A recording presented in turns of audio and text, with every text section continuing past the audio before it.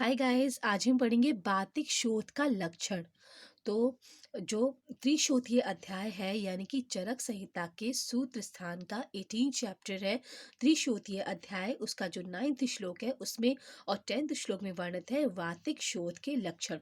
यानी कि जो वात से दोष से उत्पन्न शोथ होता है यानी कि इडेमा होता है, उसके क्या सिम्टम्स होते हैं, हमें कैसे पता लगेगा ये वात जन्य शोथ है, तो उसको हम देखते हैं।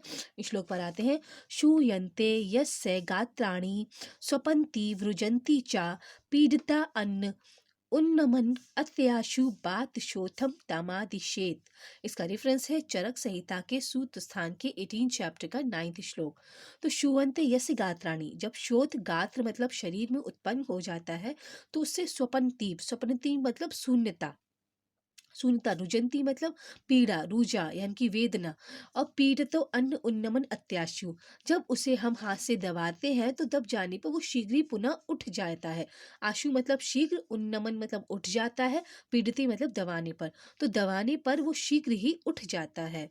बात शोथम तमादिशेत, ये बात शोथ के लक्षण होते हैं।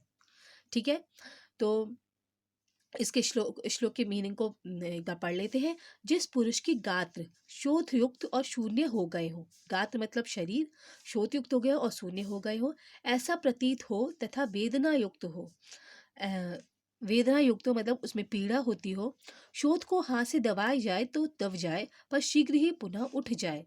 पीड़िता अन्न उन्नमन अत्याशु, दबाने पर दब जाए और शीघ्र ही पुनः उठ जाए, उसे बातज शोथ कहा जाता है। ठीक है। अब हम दूसरा श्लोक देखते हैं।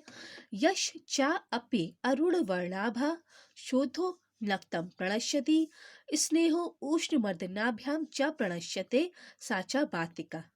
तो जिस शोथ का वर्ण अरुण हो, यश चा अपि अरुण आभा, अरुण वर्णाभा, चा मतलब और, अपि मतलब भी, अरुण मतलब लालिमा युक्त, वर्णा मतलब कलर, तो जिसका कलर भी जो हो वो लालिमा युक्त हो मतलब रेडनेस युक्त हो, अरुण वर्ण का हो, शोथो नक्तम प्रणश्यति, रात में शोथ नष्ट हो जाता हो, इसने उष्ण मर्दनाभ्याम चा प्रणश्यते साचा वातिका, स्नेहन, उष्णता मतलब स्वेदन, स्वेदन से हम स्टीम को बॉडी पे मतलब अप्लाई करते हैं तो स्टीम से उष्णता आती है, तो उससे स्नेहन कह सकते हैं। मर्दनाभ्याम, मर्दन मतलब मसाजिंग, साचा प्रणश्यते साचा वातिका, मतलब मर्दन कैसे शोथ नष्ट हो जाता है उसे वातिक शोथ कहा जाता है। तो रात्रि में शोथ नष्ट हो जाता है, रात्रि में जो होता है कफ बढ़ जाता है, और वात जो होता है वो रूक्ष और लघु होता है, और कफ जो होता है स्निग्ध होता है, हैवी होता है, गुरु होता है, तो रात में कफ बढ़ जाता है, तो इसलिए बात जो है वो रात में शांत हो जाता है, रात्रि में शोथ नष्ट हो जाता है। और स्नेहन, स्वेदन और मर्दन, जो वातिक शोथ है तो वात जो होता है रूक्ष होता है, और शीत होता है, तो स्नेहन मतलब ऑयलीनेस, रूक्षता ऑयलीनेस से कम हो जाएगी। स्वेदन में हॉटनेस होती है तो शीतता यानी कि कोल्डनेस हॉटनेस से कम हो जाएगी, और मर्दन से शोथ नष्ट हो जाता है, उसे वातिक शोथ कहा जाता है। ठीक गाइस, तो हमने वातिक शोथ के लक्षण देखे। इससे आगे वाले वीडियोस में हम पित्त शोथ और कफ शोथ के लक्षण देखेंगे। Till then, thank you, have a nice day. जय हिंद, जय भारत।